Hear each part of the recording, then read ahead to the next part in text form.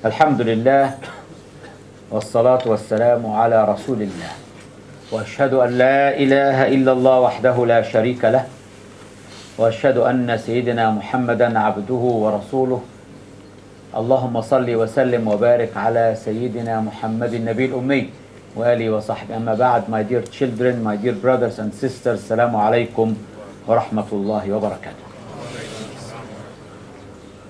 Today, inshallah, we are going to continue our talk regarding Allah's attribute Al-Khaliq, the Creator.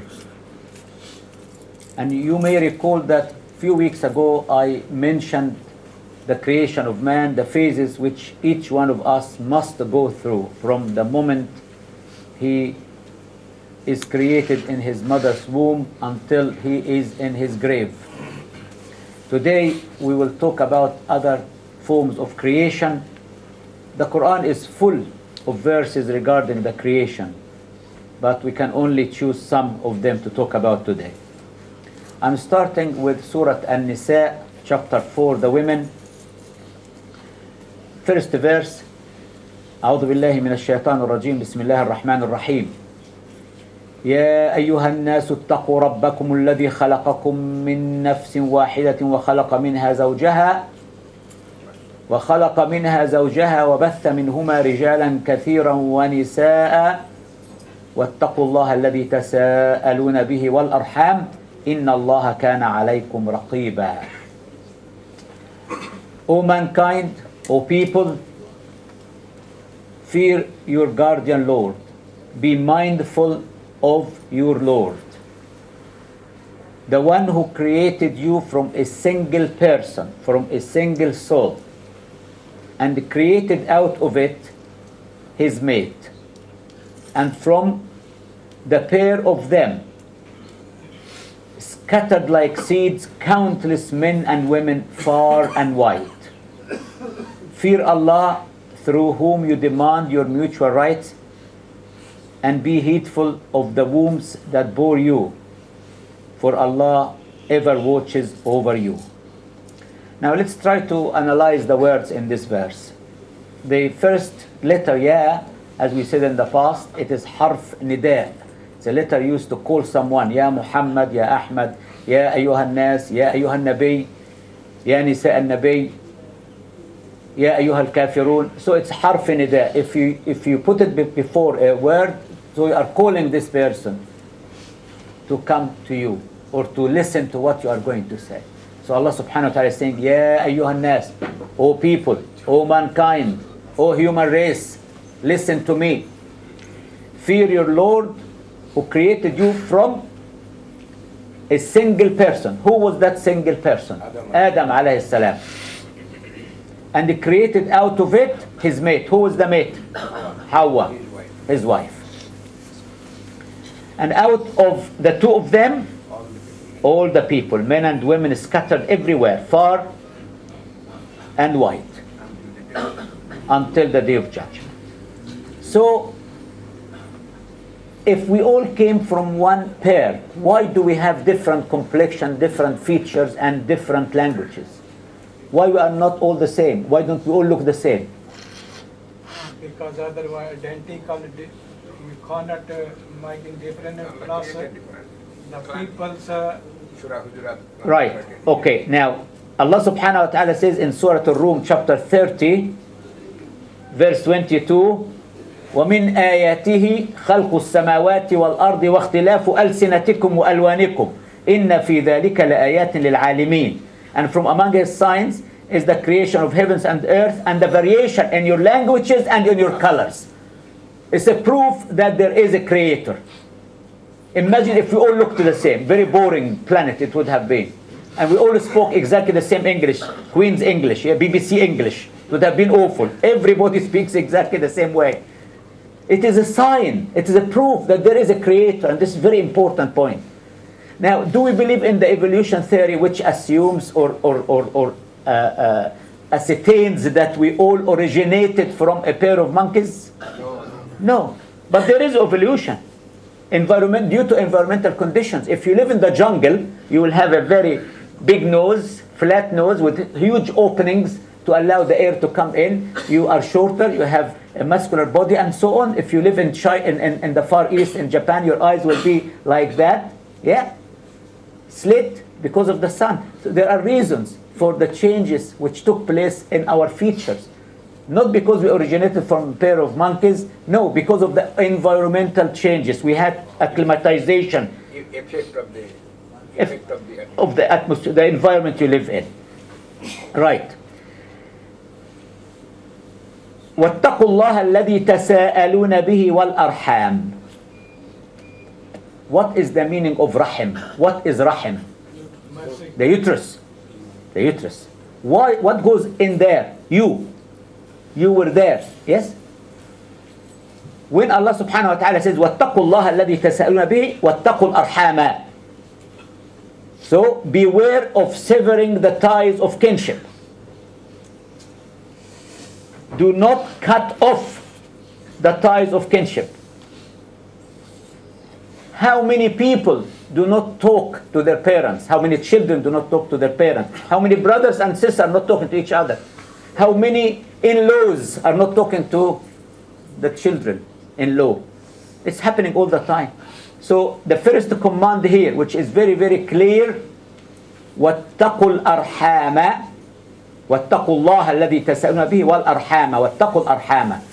Beware of severing the ties of kinship. So Allah is talking about creation, and then is saying, because you have been created in your mother's womb, look after this relationship, please. In chapter 2, Surah Al-Baqarah, verse 29. هو الذي خلق لكم ما في الأرض جميعا ثم استوى إلى السماء فسواهن سبع سماوات وهو بكل شيء عليم. It is He who created for you everything on the earth. Can you imagine? Everything on this planet Earth is created for us, for our benefit, for our use, for our utilization. But instead of using it in the right way, we corrupted the environment. We polluted the waters. And we created a big mess on this planet. هو الذي خلق لكم ما في الأرض جميعا. It is He who has created for you all things that are on the earth. ثم استوى إلى السماء فسواهن سبع سماوات. The word استوى cannot be translated as someone who sat down. No. He directed his command or attention, or he turned his power to heaven. So He made them into 7 heavens. In Arabic, the word thumma, made out of 2 letters, means a lengthy waiting period took place between the completion of the creation of the earth and the beginning or the start of the fashioning of the heavens. How long did it take? It is explained in other verses. So in this verse, 29 chapter 2, Allah confirmed that He created everything on earth for our use, for our benefit. Consequently, we have to look after it. We have to protect it. We cannot continue to pollute the atmosphere. We cannot continue to pollute the waters, the fresh water especially, and the ocean, where we are killing all the fish there and affecting all the animals' life around the planet. He also confirms that He created 7 heavens, one above the other. وَهُوَ بِكُلِّ شَيْءٍ عَلِيمٌ. And He has knowledge over everything. In the Jewish tradition, they believe that Allah subhanahu wa ta'ala was so exhausted after the creation of heavens and the earth, and therefore He had to rest. He had to sit down and have a day off. So we need to we'll explain it when we go to the next verse. I will explain this Sabbath, the concept of the Sabbath, and what is our Sabbath. In Surah Al-A'raf chapter 7, Allah subhanahu wa ta'ala is going to give us now the number of the days. He did not mention how many days it took to create the earth or the heavens. Now He's going to talk about the number of the days. But When Allah mentioned the word day, يوم, so Allah subhanahu wa ta'ala says in verse 54, إن ربكم الله الذي خلق السماوات والأرض في 6 أيام ثم استوى على العرش. It is your Lord, your guardian Lord is Allah, who created heavens and earth in 6 days. So the total period, the day here, it doesn't mean our normal days. Because in one verse, Allah subhanahu wa ta'ala tells us that one day of ours is equivalent, one day in the sight of Allah is equivalent to 1,000 of hours, and another one 50,000. 50,000 سنة and 1,000 years. So one day in the sight of Allah is equivalent to either 1,000 years of our time, the way we measure time, or 50,000 years in Surah Al-Ma'arij, chapter 70, verse 4, chapter 70. So the word day, which is used in the creation of heavens and earth, refers to a period of time, not the days we are aware of or we are familiar with. Because the definition of the day for us is just a complete rotation of the earth during itself. That's a day. If you go outside the space of the earth, if you are between the planets, time does not exist. Okay, this is a very important point. The day exists on planet Earth due to the rotation of the earth around itself. A complete rotation is one day. If you go outside the space, the outer space, you go outside the earth space, you leave it and you are now in the space there, between the planets, day doesn't exist. Time doesn't exist. You cannot measure it. That's why you mentioned that blink of your eyes living in this world. إن ربكم الله الذي خلق السماوات والأرض في 6 أيام ثم استوى على العرش يغشي الليل النهار يطلبه حثيثا والشمس والقمر والنجوم مسخرات بأمره ألا له الخلق والأمر تبارك الله رب العالمين. Okay, what does this mean? It's your guardian Lord, Allah, who created the heavens and the earth in 6 days. Then he established himself on the throne, settled himself on the throne. He draws the night as a veil over the day, each seeking the other in rapid succession. And the sun, the moon, and the stars are all governed by laws under his command. Surely, his are the creation and the command. Blessed be Allah, the cherisher and sustainer of the world. So to him belong all creation and command. Now, darkness, night and darkness, al-layl wa nahar. The distance from the sun to the outer space of the earth, if the sun is pointing at one area on the earth, it will make this area, as you can see now, we can see the sun, the area is so bright.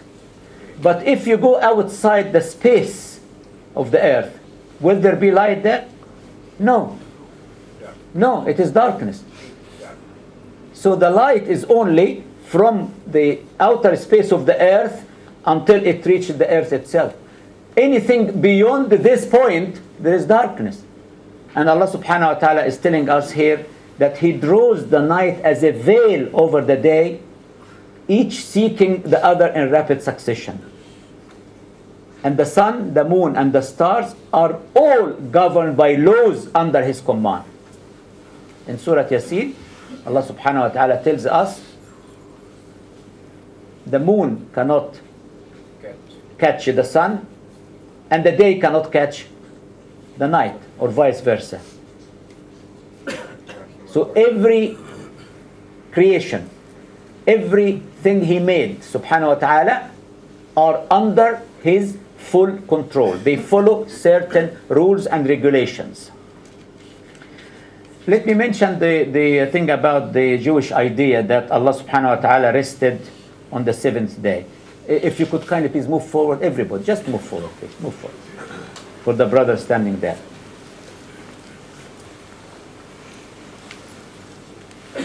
Here we are told of the creation of the heavens and the earth in 6 days. But lest we should be obsessed with the Jewish idea that Allah rested on the seventh day, we are told that the creation was but a prelude to Allah's word. For His authority is exercised constantly by the laws which He establishes and enforces in all parts of His creation. So the only time when we are required to cease trading and come to the mosque is Friday, from the time of the adhan until the prayer is over. This is our Sabbath. This is when we really should close down our businesses and come to pray.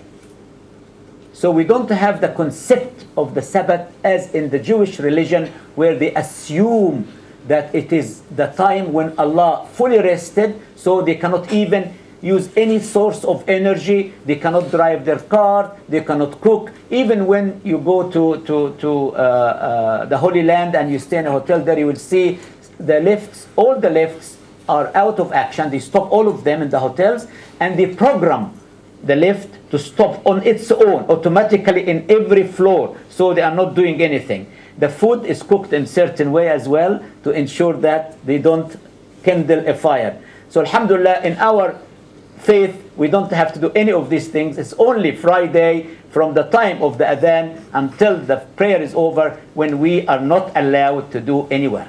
It's the only time for us. Now in Surah Fussilat chapter 41, Allah subhanahu wa ta'ala now is going to give us, He told us the total amount of time taken to create heavens and earth was 6 periods. He used the word day, yawm, but He defined yawm as 1,000 years in one verse and as 50,000 in another one. So we know it is not the days like our days, it's a period which took to create or to finalize the creation of the earth and the heavens. Now in Surah Fussilat chapter 44, Allah subhanahu wa ta'ala is going to tell us how many periods it took to create the earth and how many periods it took to create the heavens. قُلْ أَإِنَّكُمْ لَتَكْفُرُونَ بِالَّذِي خَلَقَ الْأَرْضَ فِي يَوْمَيْنِ وَتَجْعَلُونَ لَهُ أَنْدَادًا ذَلِكَ رَبُّ الْعَالَمِينَ وَجَعَلَ فِيهَا رَوَاسِيَ مِنْ فَوْقِهَا وَبَارَكَ فِيهَا وَقَدَّرَ فِيهَا أَقْوَاتَهَا فِي 4 أَيَامٍ سَوَاءً لِلسَّائِلِينَ. Say, how can you disregard the one who created the earth in 2 days? How can you set up other gods as his equals? ذَلِكَ رَبُّ الْعَالَمِينَ. He is the Lord of all the worlds. So now we talk about 2 days. And in the following verse, verse 10, chapter 41, He set on the earth mountains standing firm, high above it, and bestowed blessings on the earth, and measured therein its provisions in 4 days, alike for all who ask. In other words, there is enough for everyone. If you add 4 in this verse and 2, it becomes 6. And then the next verse, we talk about the creation of the heavens, 2 more days. No, 9. 8. ثم استوى إلى السماء, 2 more days. So the 4 days in verse 10 include the 2 days in verse 9. That's all I wanted to explain. That the 4 days in verse 10 include the 2 days of verse 9. So the process described in verse 9 and 10 form really one series. In the one case, it is the creation of the formless matter of the earth. In the other case, it is the gradual evolution of the form of the earth, its mountains and seas, and its animal and vegetable life, with the nourishment in due proportion proper to each.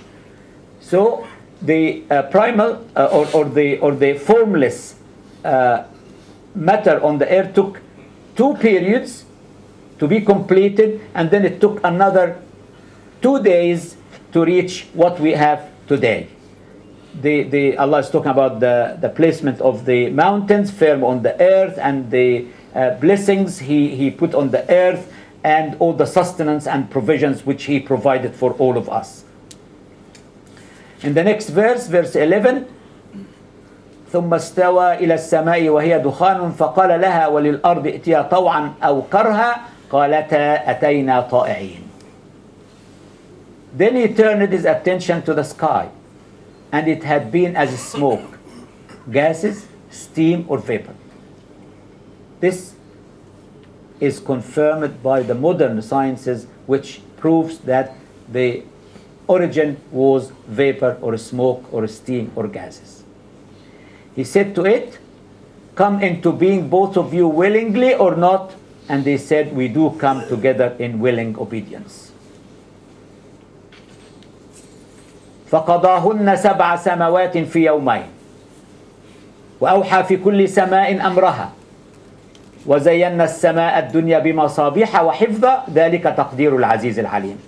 So he completed them as 7 heavens in 2 days.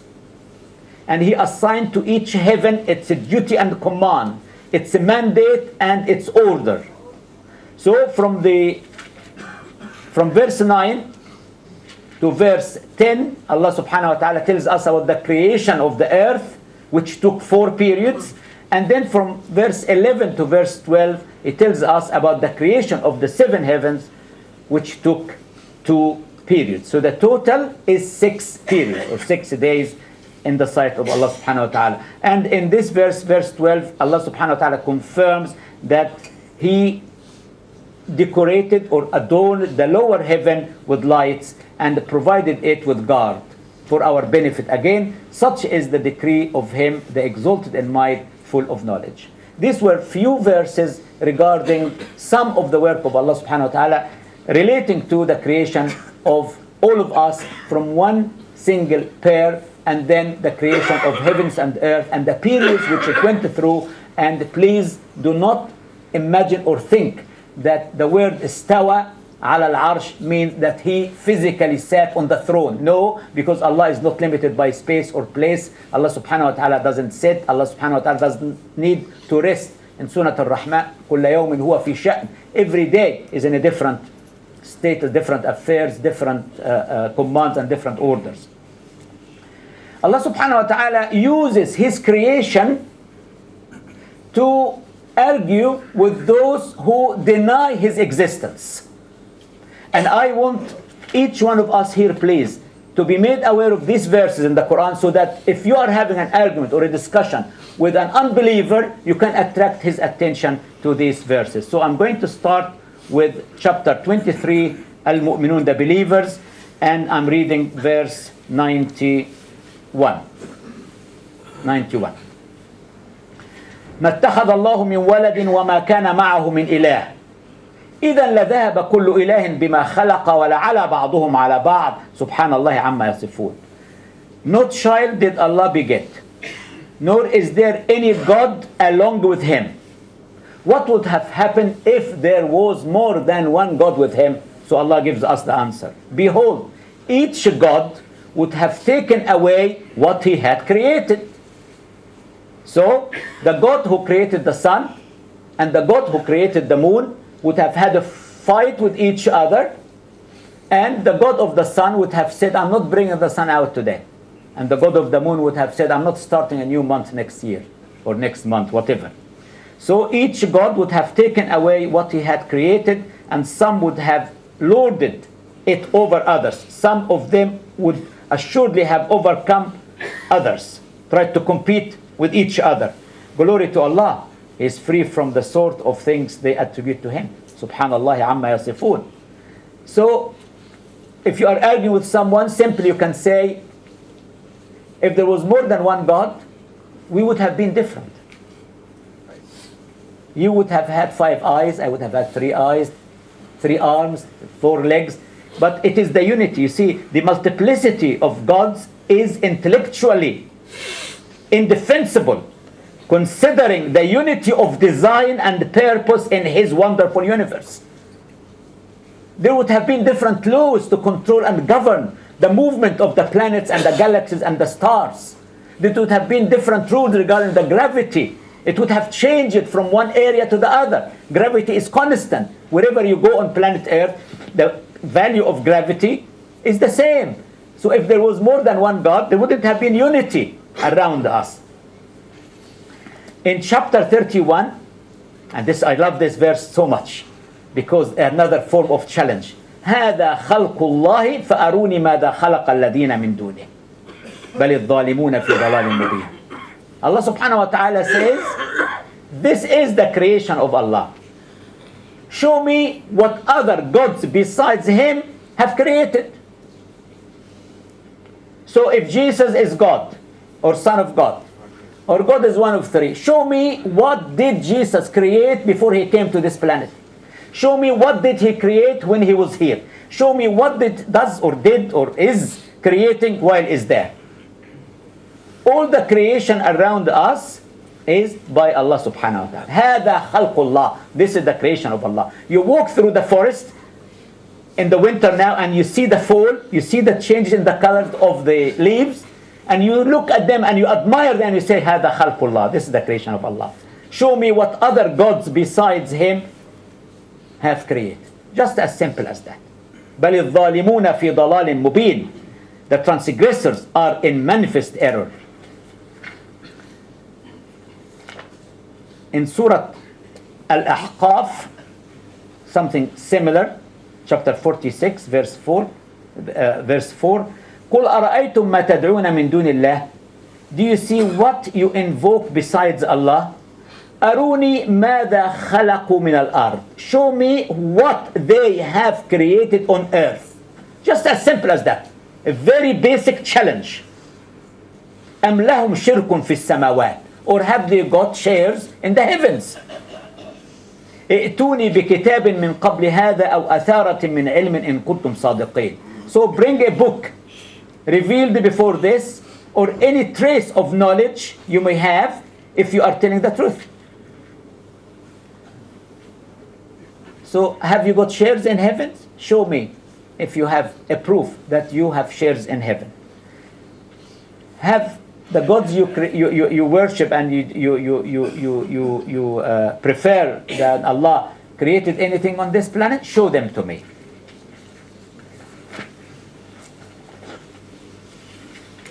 In Surah Al-Ra'd, chapter 13, verse 16.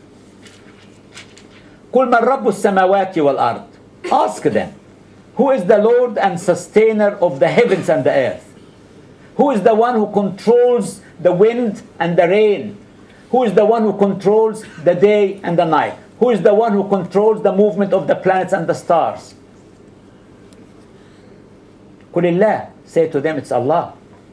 أَفَاتَّخَذْتُم مِّن دُونِهِ أَوْلِيَاءَ لَا يَمْلِكُونَ لِأَنفُسِهِمْ نَفْعًا وَلَا ضَرًّا. Have you taken besides Allah protectors and guardians for worship other than Allah? They cannot even protect themselves from any harm, and they cannot even cause themselves any good. قُلْ هَلْ يَسْتَوِي الْأَعْمَى وَالْبَصِيرُ. Do you think the blind is equal to the one who can see, or the one who can see is equal to the one who is blind? أَمْ هَلْ تَسْتَوِي الظُّلُمَاتُ وَالنُّورُ. Or light and darkness are equal. أَمْ جَعَلُوا لِلَّهِ شُرَكَاءَ خَلَقُوا كَخَلْقِهِ فَتَشَابَهَ الْخَلْقُ عَلَيْهِ. Or do they assign to Allah partners who created the like of his creation, so that the creation which they made and God's creation seemed alike to them? So did they create human beings like the ones which Allah created, so they are confused, they don't know whether this was created by God or by the gods they worship? قُلِ اللَّهُ خَالِقُ كُلِّ شَيْءٍ. Say, Allah is the creator of everything. وَهُوَ الْوَاحِدُ الْقَهَّارُ. And so Allah is the creator of all things. He is the one, the supreme and irresistible. In Surah Al-An'am, chapter 6, verse 1, 2, ذَلِكُمُ اللَّهُ رَبُّكُمْ لَا إِلَهَ إِلَّا هُوَ خَالِقُ كُلِّ شَيْءٍ. So Allah subhanahu wa ta'ala is the creator of everything, seen and unseen, whether in heavens or on earth, or between the earth and the heavens. There is a beautiful verse in Surah Al-Waqi'ah where Allah subhanahu wa ta'ala swears by مواقع النجوم. فَلَا أُقْسِمُ بِمَوَاقِعِ النُّجُومِ. I swear by the positions of the stars, by a place where the star passed by. وَإِنَّهُ لَقَسَمٌ لَوْ تَعْلَمُونَ عَظِيمٌ. If you would have known, it is a great way to swear. Why did Allah say مواقع النجوم and He did not say النجوم? Why Allah is not swearing by the stars in this verse, which is talking about the purity of the Quran, and He did not, and He is swearing by مواقع النجوم. My dear brothers and sisters, you know, it takes billions of years of our time for the light of a star to reach the earth. And while the light is still traveling to reach us, the star has died. The star doesn't exist anymore. It becomes into a black hole which does not reflect light. And this black hole will start to act as the sweepers of the universe, where they will suck any debris from the atmosphere to protect our planet from all these debris coming to hit our planet Earth. Until they reach certain mass, and then a new star will be born. This is the life of a star, life cycle of a star. When the star dies, it becomes a black hole. It does not reflect light. It does not emit light. And it sucks all. Allah calls them in the Quran, Al-Jawari al-Kunnas. فَلَا أُقْسِمُ بِالْخُنَّسِ Al-Jawari al-Kunnas. Kunnas is the NASA called them the sweepers of the universe, where they clean the outside space from anything which is trying to penetrate through. I'm going to stop here, and inshallah next Friday we will start a series of talks on Al-Hajj, and hopefully inshallah we will be able to cover as much ground as we can, and especially when we talk about Prophet Ibrahim alayhi salatu wassalam and his family.